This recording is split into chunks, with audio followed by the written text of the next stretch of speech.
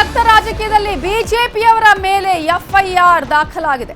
ಕಾಂಗ್ರೆಸ್ ಶಾಸಕ ನಾರಾ ಭರತ್ ರೆಡ್ಡಿ ಮೇಲೆ ಬಿಜೆಪಿ ದೂರನ್ನ ಕೊಟ್ಟಿದ್ದು ಬಳ್ಳಾರಿ ರಕ್ತ ರಾಜಕೀಯ ಈಗ ಬೇರೆಯದ್ದೇ ಸ್ವರೂಪವನ್ನ ಕೂಡ ಪಡಿತಾ ಇದೆ. ಕಾಂಗ್ರೆಸ್ ಶಾಸಕ ನಾರಾ ಭರತ್ ರೆಡ್ಡಿ ಮೇಲೆ ಬಿಜೆಪಿ ದೂರು ಕೊಟ್ಟಿದ್ದು, ಆದ್ರೆ ಎಫ್ಐಆರ್ ಹಾಕದೆ ಪೊಲೀಸರು ಪಕ್ಷಪಾತವನ್ನ ಮಾಡಿದ್ದಾರೆ ಅನ್ನುವಂತಹ ಆರೋಪ ಕೇಳಿ ಬಂದಿದೆ. ದೂರು ಸ್ವೀಕರಿಸ್ತಿಲ್ಲ ಅಂತ ಹೇಳಿ ಡಿಜಿಪಿ ಸಲೀಂಗೆ ಕಮಲ ಪಡೆ ದೂರನ್ನ ಕೊಟ್ಟಿದ್ದು. ಆರ್ ಅಶೋಕ್ ಛಲವಾದಿ ಟೀಮ್ನಿಂದ ಡಿಜಿಪಿಗೆ ಲಿಖಿತ ದೂರನ್ನ ಕೊಟ್ಟಿದ್ದಾರೆ. ಡಿಜಿಪಿ ಸಲೀಂ ಅವರಿಗೆ ಈಗ ಕಮಲ ಪಡೆ ದೂರು ಕೊಟ್ಟಿದೆ. ನಮ್ಮ ದೂರನ್ನ ಸ್ವೀಕರಿಸ್ತಾ ಇಲ್ಲ ಅಂತ ಹೇಳಿ ಬಿಜೆಪಿ ಪಡೆ ಇದೀಗ ಡಿಜಿಪಿ ಸಲೀಂ ಅವರಿಗೆ ಈ ಒಂದು ಆರೋಪದ ಮೇಲೆ ದೂರನ್ನ ನೀಡಿದೆ. ನ್ಯೂಸ್ 18ಗೆ ಸಿಕ್ಕಿದೆ ಬಿಜೆಪಿ ಕೊಟ್ಟ ದೂರಿನ ಎಕ್ಸ್ಕ್ಲೂಸಿವ್ ಮಾಹಿತಿ. ಡಿಜಿಪಿಗೆ ಇದೀಗ ಬಿಜೆಪಿ ದೂರನ್ನ ಸಲ್ಲಿಸಿದ್ದು, ಸಲೀಂ ಅವರಿಗೆ ಬಿಜೆಪಿಯ ನಿಯೋಗ ದೂರು ಕೊಟ್ಟಿದೆ. ಜನಾರ್ದನ ರೆಡ್ಡಿ ಶ್ರೀರಾಮುಲು ಹತ್ಯೆಗೆ ಪ್ರಯತ್ನ ನಡೆದಿದೆ.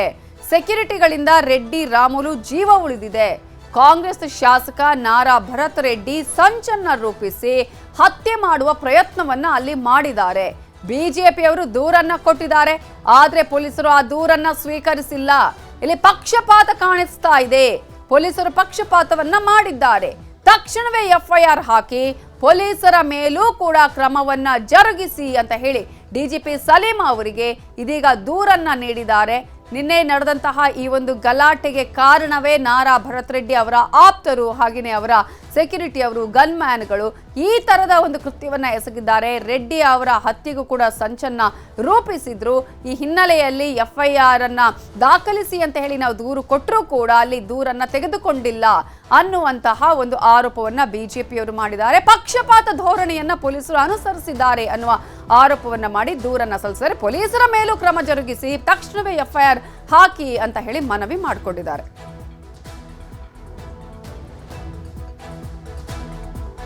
ನಿನ್ನೆ ಹಾಗಾದ್ರೆ ಈ ಗುಂಡೇಟಿನ ಚಿತ್ರಣ ಯಾವ ರೀತಿ ಆಗಿತ್ತು ಅನ್ನೋದನ್ನ ನಿಮಗೆ ಕಂಪ್ಲೀಟ್ ಆಗಿ ಮಾಹಿತಿಯ ಮೂಲಕ ಕೊಡ್ತಾ ಹೋಗ್ತೀವಿ. ನಿನ್ನೆ ನಡೆದಂತಹ ಘಟನೆ ಹೇಗಾಯ್ತು ಅನ್ನೋದನ್ನ ನೋಡೋಣ.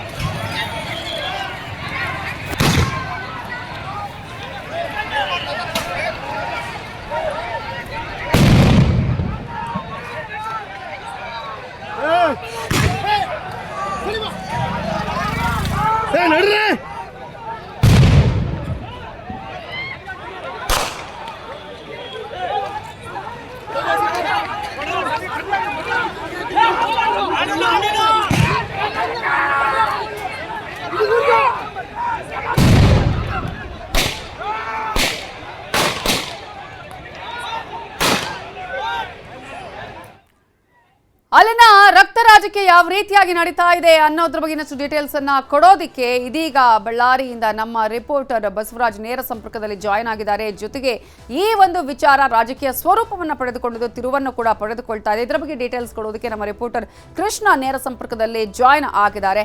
ಬಸವರಾಜ್, ಸದ್ಯಕ್ಕೆ ಈಗ ಪರಿಸ್ಥಿತಿ ಯಾವ ರೀತಿ ಆಗಿದೆ, ಜೊತೆಗೆ ಅಲ್ಲಿ ಏನಾದರೂ ಸಂಧಾನ ಮಾಡಿ ಅಂದ್ರೆ ಒಂದು ಶಾಂತ ರೀತಿಯಲ್ಲಿ ಕಾಪಾಡಿಕೊಳ್ಳುವಂತಹ ನಿಟ್ಟಿನಲ್ಲಿ ಪ್ರಯತ್ನಗಳನ್ನ ಪೊಲೀಸರು ಮಾಡ್ತಾ ಇದ್ದಾರಾ ಅನ್ನೋದು ಒಂದ್ ಕಡೆ, ಆದ್ರೆ 4 ಎಫ್ಐಆರ್ ದಾಖಲಾಗಿದೆ. ಯಾರ್ಯಾರು ಕೊಟ್ಟಿರೋದು, ಯಾರ್ಯಾರ ವಿರುದ್ಧ ಇದೀಗ ಎಫ್ಐಆರ್ ದಾಖಲಾಗಿದೆ? ನವಿತಾ, ಬಳ್ಳಾರಿಯಲ್ಲಿ ನಿನ್ನೆ ಬ್ಯಾನರ್ ಕಟ್ಟುವ ವಿಚಾರಕ್ಕೆ ಶುರುವಾದಂಥ 2 ಗುಂಪುಗಳ ನಡುವಿನ ಗಲಾಟೆ ಇಡೀ ರಾಜಕೀಯ ಸಂಘರ್ಷಕ್ಕೆ ಕೂಡ ಕಾರಣ ಆಗಿರ್ತಕ್ಕಂಥದ್ದು. ಈ ಒಂದು ಸಂಘರ್ಷದಲ್ಲಿ ಓರ್ವ ಅಮಾಯಕ ಕಾರ್ಯಕರ್ತ ಕೂಡ ಸಾವನ್ನಪ್ಪಿರ್ತಕ್ಕಂಥದ್ದು. ಇಡೀ ಪ್ರಕರಣ ಸಂಬಂಧಪಟ್ಟಂಗೆ ಒಟ್ಟು 4 ಎಫ್ಐಆರ್ಗಳು ಕೂಡ ದಾಖಲಾಗಿರ್ತಕ್ಕಂಥದ್ದು. ಬಳ್ಳಾರಿ ನಗರದ ಬುರುಸ್ಪೇಟೆ ಪೊಲೀಸ್ ಠಾಣೆಯಲ್ಲಿ 3 ಎಫ್ಐಆರ್ ದಾಖಲಾದರೆ ಮತ್ತೊಂದು ಕಡೆ ಬಳ್ಳಾರಿಯ ನಗರದ ಡಿಎಸ್ಪಿ ಕೂಡ ಒಂದು ಸುಮೋಟ್ ಕೇಸನ್ನು ಕೂಡ ದಾಖಲು ಮಾಡಿರ್ತಕ್ಕಂಥದ್ದು. ಒಂದು ಭರತ್ ರೆಡ್ಡಿ ಅವರ ಆಪ್ತ ಆಗಿರ್ತಕ್ಕಂಥ ಚಾನಲ್ ಶೇಖರ್ ಅವರು ಒಂದು ದೂರನ್ನು ಕೊಟ್ಟಿರ್ತಕ್ಕಂಥದ್ದು, ಅಂದರೆ ಕೊಲೆ ಯತ್ನದ ಆರೋಪದಡಿ ಒಂದು ದೂರನ್ನು ಕೂಡ ಕೊಟ್ಟಿರ್ತಕ್ಕಂಥದ್ದು. ಅದರಲ್ಲಿ ಜನಾರ್ದನ್ ರೆಡ್ಡಿ A1, ಸೋಮಶೇಖರ್ ರೆಡ್ಡಿ A2, ಮಾಜಿ ಸಚಿವ ಶ್ರೀರಾಮುಲು A3 ಸೇರಿದಂತೆ ಒಟ್ಟು 11 ಜನರ ಮೇಲೆ ಕೂಡ ಒಂದು ಎಫ್ಐಆರ್ ಕೂಡ ದಾಖಲಾಗಿರ್ತಕ್ಕಂಥದ್ದು. ಮತ್ತೊಂದು ದೂರು ಏನು ಕೊಲೆ ಒಂದು ಸಾವಿಗೀಡಾದಂಥ ರಾಜಶೇಖರ್ ಇದ್ದಾನೆ ಅವರ ಸಹೋದರ ಈಶ್ವರ್ ರೆಡ್ಡಿ ಕೂಡ ಒಂದು ದೂರನ್ನು ಕೂಡ ಕೊಟ್ಟಿರ್ತಕ್ಕಂಥದ್ದು. ನನ್ನ ಸಹೋದರನ ಕೊಲೆಯಾಗಿದೆ ಅನ್ನೋ ನಿಟ್ಟಿನಲ್ಲಿ ಕೂಡ ಒಂದು ದೂರನ್ನು ಕೊಟ್ಟಿರ್ತಕ್ಕಂಥದ್ದು. ಈ ಒಂದು ಪ್ರಕರಣದಲ್ಲಿ ಕೂಡ ಜನಾರ್ದನ್ ರೆಡ್ಡಿ ಅವರು ಕೂಡ A1 ಆಗಿರ್ತಕ್ಕಂಥದ್ದು.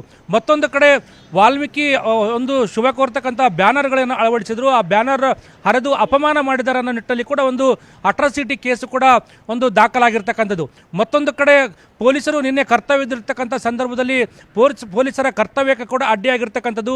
ಪೊಲೀಸರಿಗೂ ಕೂಡ ಕೆಲವೊಂದು ಗಾಯಗಳು ಕೂಡ ಕಲ್ಲು ತೂರಾಟದ ವೇಳೆ ಗಾಯಗಳು ಆಗಿರ್ತಕ್ಕಂಥ ಹಿನ್ನೆಲೆಯಲ್ಲಿ DSP ಕೂಡ ಒಂದು ಸುಮೋಟ್ ಕೇಸನ್ನು ಕೂಡ ದಾಖಲು ಮಾಡಿರ್ತಕ್ಕಂಥದ್ದು. ಒಟ್ಟು 4 ಕೇಸುಗಳು ಕೂಡ ಜನಾರ್ದನ್ ರೆಡ್ಡಿ ಮತ್ತು ಅವರ ಆ ಬೆಂಬಲಿಗರ ಮೇಲೆ ಕೂಡ ದಾಖಲಾಗಿರ್ತಕ್ಕಂಥದ್ದು. ಈಗ ಸಂಜೆ 5 ಗಂಟೆಗೆ BJPಯ ರಾಜ್ಯಾಧ್ಯಕ್ಷ ಆಗಿರ್ತಕ್ಕಂಥ BY ವಿಜೇಂದ್ರ ಕೂಡ ಬಳ್ಳಾರಿಗೆ ಬರ್ತಕ್ಕಂಥದ್ದು. ವಿಜೇಂದ್ರ ನೇತೃತ್ವದಲ್ಲಿ ಕೂಡ ಬಳ್ಳಾರಿಯ ಬ್ರೂಸ್ಪೇಟೆ ಠಾಣೆಗೆ ಹೋಗ್ತಾ ಇದ್ದಾರೆ ಅನ್ನೋ ಮಾಹಿತಿ ಕೂಡ ಸಿಗ್ತಾ ಇದೆ.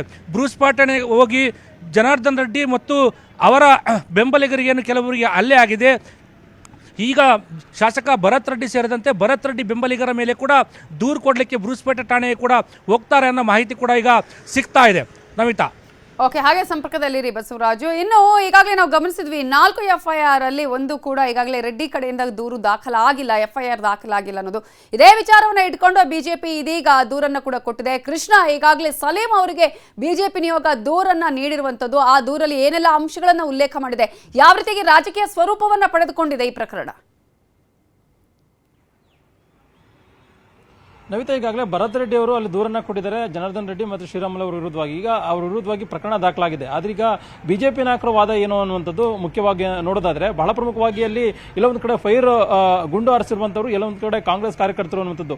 ಹಾಗಾಗಿ ಈಗ ಸಾಬೀತಾಗಿದೆ, ವಿಡಿಯೋ ಕೂಡ ಸ್ಪಷ್ಟವಾಗಿದೆ. ಕಾಂಗ್ರೆಸ್ ಸರ್ಕಾರ ಯಾಕೆ ಮೀನಮೇಷವನ್ನು ಎಣಿಸ್ತಾ ಇದೆ ಅನ್ನುವಂಥದ್ದು ಪ್ರಶ್ನೆಯನ್ನು ಮಾಡೋದ್ರ ಮುಖಾಂತರವಾಗಿ ಈಗ DGPಗೆ ದೂರನ್ನ ಕೊಟ್ಟಿರುವಂಥದ್ದು. ಈಗಾಗಲೇ ಅಲ್ಲಿ ಸ್ಥಳೀಯವಾಗಿ ಶಾಸಕ ಜನಾರ್ದನ್ ರೆಡ್ಡಿ ಅವರು ಕೂಡ ಭರತ್ ರೆಡ್ಡಿ ಅವರ ವಿರುದ್ಧಕ್ಕೂ ಕೂಡ ದೂರನ್ನ ಕೊಡುವಂತ ನಿಟ್ಟಿನಲ್ಲಿ ಕೂಡ ಮುಂದಾಗಿದ್ದಾರೆ. ಆದರೆ ಎಲ್ಲೊಂದು ಕಡೆ ಪೊಲೀಸರು ಅಲ್ಲಿ ದೂರನ್ನ ದಾಖಲಿಸುವಂತ ಕೂಡ ಮುಂದಾಗಿಲ್ಲ. ಅದ್ರ ಜೊತೆಗೆ ಅವರ ಮನೆಯ ಕೆಲಸದ ನಾಗರಾಜ್ ಅನ್ನುವಂಥವರು ಕೂಡ ನಿನ್ನೆ ಮಧ್ಯಾಹ್ನದಿಂದನೂ ಕೂಡ ಅಲ್ಲಿ ಬಳ್ಳಾರಿಯಲ್ಲಿ ಮನೆಯ ಮುಂಭಾಗದಲ್ಲಿ ನಡೆದಂತಹ ಒಂದು ಸಂದರ್ಭ, ಘಟನೆ ಮತ್ತೆ ಬೇರೆ ಬೇರೆ ವಿಚಾರಗಳು ಯಾವ ರೀತಿ ನಡೀತು ಅದ್ರ ವಿಚಾರವಾಗಿ ಕೂಡ ನಾಗರಾಜ್ ಅನ್ನುವಂಥವರು ಕೂಡ ಈಗಾಗಲೇ ದೂರನ್ನ ಕೊಟ್ಟಿದ್ದಾರೆ. ಎರಡೂ ಪ್ರಕರಣಕ್ಕೆ ಸಂಬಂಧಪಟ್ಟ ಒಂದ್ ಕಡೆ ಜನಾರ್ದನ್ ರೆಡ್ಡಿ ಆಗಿರ್ಬೋದು, ಮತ್ತೊಂದು ಕಡೆ ಅವರ ಮನೆಯಲ್ಲಿ ಕೆಲಸ ಮಾಡುವಂತ ನಾಗರಾಜ್ ಅನ್ನುವಂಥ ದೂರನ್ನು ಕೂಡ ಇನ್ನೂ ಕೂಡ ಪೊಲೀಸರು ದಾಖಲವನ್ನು ಮಾಡಿಲ್ಲ. ಹಾಗಾಗಿನೇ ಈಗ ಪೊಲೀಸ್ ಮಹಾನಿರ್ದೇಶಕರಾಗಿರ್ತಕ್ಕಂಥ ಸಲೀಂ ಅವರಿಗೆ ಈಗ ರಾಜ್ಯದ ಬಿಜೆಪಿ ನಾಯಕರು ಅಲ್ಲಿ ಹೋಗೋದ್ರ ಮುಖಾಂತರವಾಗಿ ಈಗಾಗಲೇ ಮನವಿಯನ್ನು ಕೂಡ ಕೊಟ್ಟಿರುವಂತದ್ದು. ಈಗಾಗಲೇ ಎಲ್ಲ ಒಂದ್ ಕಡೆ ಒಂದು ಪಕ್ಷಪಾತ ಮಾಡಬಾರ್ದು, ನಿಷ್ಪಕ್ಷಪಾತ ತನಿಖೆಯನ್ನ ಮಾಡಬೇಕು, ಮತ್ತೆ ಘಟನೆ ಯಾರು ಮಾಡಿದ್ದಾರೆ ಅದಕ್ಕೆ ಅವರ ವಿರುದ್ಧ ಕ್ರಮ ಆಗಬೇಕು. ಮತ್ತೆ ಎಲ್ಲ ಒಂದ್ ಕಡೆ ಜನಾರ್ದನ್ ರೆಡ್ಡಿ ಅವರನ್ನ ಮುಗಿಸುವಂತ ನಿಟ್ಟಿನಲ್ಲಿ ಕೂಡ ಸಂಚು ಕೂಡ ಮಾಡಲಾಗಿದೆ. ಅವರಿಗೆ ರಕ್ಷಣೆಯನ್ನು ಕೊಡಬೇಕು, ಮತ್ತೆ ಶ್ರೀರಾಮುಲು ಅವರಿಗೂ ಕೂಡ ರಕ್ಷಣೆಯನ್ನು ಕೊಡಬೇಕು. ಮತ್ತೆ ಒಂದು ಘಟನೆಯಲ್ಲಿ ಯಾರು ತಪ್ಪಿತಸ್ಥರಿದ್ದಾರೆ ಅವರ ವಿರುದ್ಧವಾಗಿ ಗೂಂಡಾ ಕಾಯ್ದೆ ಅಂದ್ರೆ ಏನು ಅಟೆಂಪ್ಟ್ ಮರ್ಡರ್ ಪ್ರಕರಣವನ್ನ ದಾಖಲನ್ನು ಮಾಡೋದ್ರ ಮುಖಾಂತರವಾಗಿ ಅವರಿಗೆ ತನಿಖೆಗೆ ಒಳಪಡಿಸಬೇಕು. ಯಾವುದೇ ಕಾರಣಕ್ಕೂ ಕೂಡ ಮುಖ್ಯಮಂತ್ರಿ ಹೇಳಿಕೆ ಕೂಡ ಸರಿಯಲ್ಲ. ಈಗಾಗಲೇ ಕಾಂಗ್ರೆಸ್ ಕಾರ್ಯಕರ್ತರೇ ಈ ರೀತಿಯಿಂದ ಘಟನೆಗೆ ನೇರವಾದಂತ ಕಾರಣ ಅನ್ನೊಂದು ಆಪಾದನೆಯನ್ನು ಮಾಡೋದ್ರ ಮುಖಾಂತರವಾಗಿ ಈಗ ಮನವಿಯನ್ನು ಕೊಟ್ಟಿರುವಂತದ್ದು. ಸಲೀಂ ಅವರು ಕೂಡ ರಾಜ್ಯದ ಬಿಜೆಪಿ ನಾಯಕರಿಗೆ ಭರವಸೆಯನ್ನು ಕೊಟ್ಟಿದ್ದಾರೆ. ಈಗ ಸದ್ಯಕ್ಕೆ ಹಿರಿಯ ಪೊಲೀಸ್ ಅಧಿಕಾರಿಗಳನ್ನು ಕೂಡ ಅಲ್ಲಿಗೆ ಸ್ಥಳಕ್ಕೆ ಕಳಿಸಿಕೊಡ್ತೇನೆ, ಮತ್ತೆ ಈಗಾಗಲೇ ಘಟನೆಗೆ ಸಂಬಂಧಪಟ್ಟಂತೆ ಒಂದಷ್ಟು ವರದಿಯನ್ನ ಸಂಜೆ ಒಳಗಡೆ ಕೂಡ ಸಿಗುತ್ತೆ. ಆ ಒಂದು ವರದಿಯನ್ನು ಆಧರಿಸಿ ಯಾರೇ ಎದುರು ಕೂಡ ತಪ್ಪಿತಸ್ಥರ ವಿರುದ್ಧವಾಗಿ ಕ್ರಮವನ್ನು ಕೈಗೊಳ್ಳುವಂತಹ ಭರವಸೆಯನ್ನು ಈಗಾಗಲೇ ಸಲೀಂ ಅವರು ಕೊಟ್ಟಿರುವಂತದ್ದು. ಆ ಒಂದು ಭರವಸೆ ಆಧಾರದ ಮೇಲೆ ಈಗ ರಾಜ್ಯದ ಬಿಜೆಪಿ ನಾಯಕರು ಕೂಡ ಕಾದು ನೋಡುವ ತಂತ್ರಕ್ಕೆ ಹೋಗಿದ್ದಾರೆ. ಇಲ್ಲ ಒಂದ್ ಕಡೆ ಅಲ್ಲಿ ಕಾಂಗ್ರೆಸ್ ಕಾರ್ಯಕರ್ತರೇ ಗುಂಡು ಹಾರಿಸಿರುವಂತದ್ದು, ಮತ್ತೆ ಆ ಒಂದು ಘಟನೆಗೂ ಕೂಡ ನೇರ ಕಾರಣ ಭರತ್ ರೆಡ್ಡಿ ಅನ್ನುವಂಥ ಆಪಾದನೆಯನ್ನ ಬಿಜೆಪಿ ನಾಯಕರು ಮಾಡ್ತಾ ಇದ್ದಾರೆ. ಹೀಗಾಗಿ ಕಾಂಗ್ರೆಸ್ ಸರ್ಕಾರದ ಪೂರ್ವ ನಿಯೋಜಿತ ಕೃತ್ಯ ಅನ್ನೋ ಒಂದು ಆಪಾದನೆಯನ್ನ ಮಾಡೋದ್ರ ಮುಖಾಂತರವಾಗಿ ಈಗ ದೂರು ಕೊಡುವಂತ ನಿಟ್ಟಿನಲ್ಲಿ ಮೊದಲ ಹಂತವಾಗಿ ಮಾಡಿರುವಂತದ್ದು. ಈಗ ತಾನೇ ಬಿಜೆಪಿ ರಾಜ್ಯಾಧ್ಯಕ್ಷ ಆಗಿರ್ತಕ್ಕಂಥ BY ವಿಜೇಂದ್ರ ಕೂಡ ಅಲ್ಲಿ ಸ್ಥಳಕ್ಕೆ ಹೋಗ್ತಾ ಇರುವಂತದ್ದು. ಇವತ್ತು ಸಂಜೆ ಅಲ್ಲಿ ರಾಜ್ಯದ ಬಿಜೆಪಿ ನಾಯಕರ ಜೊತೆ ಚರ್ಚೆ ಮಾಡುವಂತದ್ದು, ಮತ್ತೆ ಪೊಲೀಸ್ ಅಧಿಕಾರಿಗಳ ಜೊತೆ ಕೂಡ ಚರ್ಚೆ ಮಾಡೋದ್ರ ಮುಖಾಂತರವಾಗಿ ಅಲ್ಲಿರ್ತಕ್ಕಂಥ ವಾಸ್ತವ ಪರಿಸ್ಥಿತಿಯನ್ನು ತೆಗೆದುಕೊಂಡು ಅಂತಿಮವಾಗಿ ಆ ಒಂದು ವರದಿಯ ಆಧಾರದ ಮೇಲೆ ಬರುವಂತಹ ದಿನಗಳಲ್ಲಿ ಕಾಂಗ್ರೆಸ್ ಸರ್ಕಾರ ಯಾವ ರೀತಿಯಿಂದ ನಿರ್ಣಯವನ್ನು ತೆಗೆದುಕೊಳ್ಳುತ್ತದೆ, ಆ ಒಂದು ನಿರ್ಣಯದ ಆಧಾರದ ಮೇಲೆ ಮುಂದಿನ ನಡೆಯನ್ನ ಹೋರಾಟವನ್ನು ಮಾಡುವಂತ ನಿಟ್ಟಿನಲ್ಲಿ ಕೂಡ ಈಗಾಗಲೇ ಬಿಜೆಪಿ ಮುಂದಾಗಿರುವಂತದ್ದು. ಈ ಒಂದು ಪ್ರಕರಣ ಆದ ಕೂಡಲೇ ಬಿಜೆಪಿ ಹೈಕಮಾಂಡ್ ಕೂಡ ಒಂದು ರೀತಿ ಗಂಭೀರವಾಗಿ ತೆಗೆದುಕೊಂಡಿದೆ. ರಾಜ್ಯದ ನಾಯಕರಿಗೂ ಕೂಡ ಹೈಕಮಾಂಡ್ ನಾಯಕರು ಸೂಚನೆಯನ್ನು ಕೊಟ್ಟಿರುವಂತದ್ದು. ಈ ಒಂದು ಪ್ರಕರಣವನ್ನು ಗಂಭೀರವಾಗಿ ತೆಗೆದುಕೊಳ್ಳೋದ್ರ ಮುಖಾಂತರವಾಗಿ ಯಾವುದೇ ಕಾರಣಕ್ಕೂ ಕೂಡ ಒಂದು ರೀತಿ ಕಾಂಗ್ರೆಸ್ಗೆ ಕೌಂಟರ್ ಕೊಡಬೇಕು ನಿಟ್ಟಿನಲ್ಲಿ ಕೂಡ ಸೂಚನೆಯನ್ನು ಕೊಟ್ಟಿದೆ. ಹಾಗಾಗಿನೇ ಈಗ ಮೊದಲ ಹಂತವಾಗಿ ಕಾನೂನು ಹೋರಾಟವನ್ನು ಬಿಜೆಪಿ ನಾಯಕರು ಮಾಡ್ತಾ ಇದ್ದಾರೆ. ನಾಳೆ ಅಥವಾ ನಾಡಿದ್ದು ಅಲ್ಲಿ ಬಳ್ಳಾರಿಗೆ ಕೂಡ ಹೋಗೋದ್ರ ಮುಖಾಂತರವಾಗಿ ಒಂದು ರೀತಿ ಬಳ್ಳಾರಿ ಚಲೋ ಮಾಡುವಂತ ನಿಟ್ಟಿನಲ್ಲಿ ಕೂಡ ಈಗಾಗಲೇ ಬಿಜೆಪಿ ನಾಯಕರು ಸಜ್ಜಾಗಿರುವಂತದ್ದು. ನವಿತಾ. ಕೃಷ್ಣ ಹಾಗೇನೆ ಬಸವರಾಜ್ ಡೀಟೇಲ್ಸ್ಗೆ.